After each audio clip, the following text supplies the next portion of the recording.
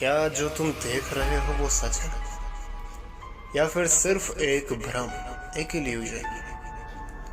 हम अपनी पूरी जिंदगी भागते रहते हैं पैसों के पीछे, लोगों के पीछे, सपनों के पीछे, लेकिन कभी रुक कर सोचा है अगर ये सब असली ही ना हो तो? इस इल्यूजन को हमारे वेदों और पुराणों ने एक शब्द दिया है, माया।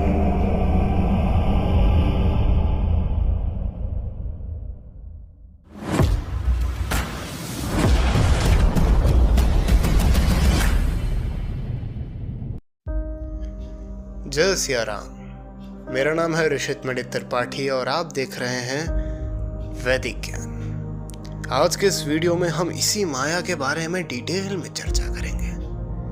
तो चलिए सबसे पहले शुरू करते हैं चैप्टर 1, माया। माया का मतलब होता है वो जो दिख रहा है लेकिन वैसा है नहीं, जैसे सपना। जब तक तुम उसमें होते हो सब रियल लगता है, पर जैसे ही तुम्हारी नींद खुलती है सब खत्म। बिल्कुल वैसे ही ये दुनिया भी एक टेम्पररी एक्सपीरियंस है। तुम ये बॉडी नहीं हो, तुम ये माइंड भी नहीं हो, तुम हो चेतना, कॉन्शियसनेस। ये तो हो गई कि माया क्या होता है उसकी बात, पर इस माया का इफेक्ट हम पे क्या पड़ता है। तो चलिए आगे बढ़ते हैं चैप्टर 2 पे, इफेक्ट ऑफ माया। जैसा कि हमें लगता है माया हमें जोड़ देती है लोगों से, चीजों से, पर ऐसा नहीं है। बल्कि माया हमें जोड़ती नहीं, बांध लेती है।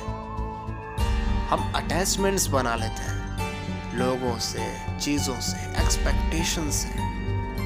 फिर जब वो टूटते हैं तो दर्द होता है, स्ट्रेस, एंजाइटी, डिप्रेशन। ये सब माया का गेम है,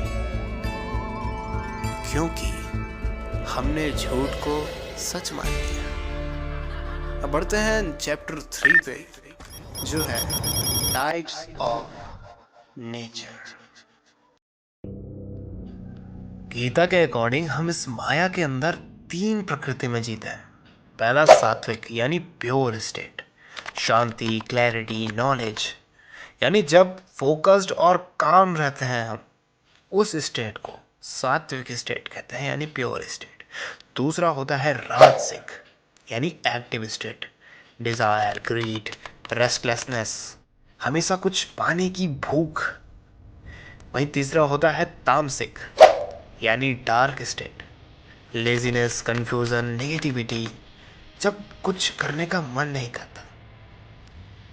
ये तीनों मिलकर तुम्हारी रियलिटी बनाता है।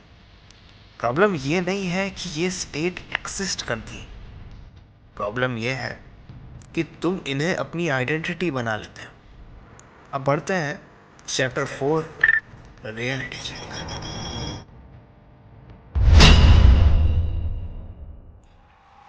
सोचो, आज जो चीज तुम इतना सीरियस ले रहे हो, क्या वो 5 साल बाद मैटर करेगा? जो लोग तुम्हें जज कर रहे हैं, क्या वो तुम्हारी लाइफ कंट्रोल करते हैं? आंसर है नहीं। फिर भी तुम उनके ओपिनियंस के स्लेव बन जाते हो। और यही तो है माया, जो इंपॉर्टेंट नहीं है उसे इंपॉर्टेंट बना देना। तो फिर तुम उनके लिए क्यों जी रहे हो? अब बढ़ते हैं चैप्टर नंबर 5 पे, हाउ टू एस्केप।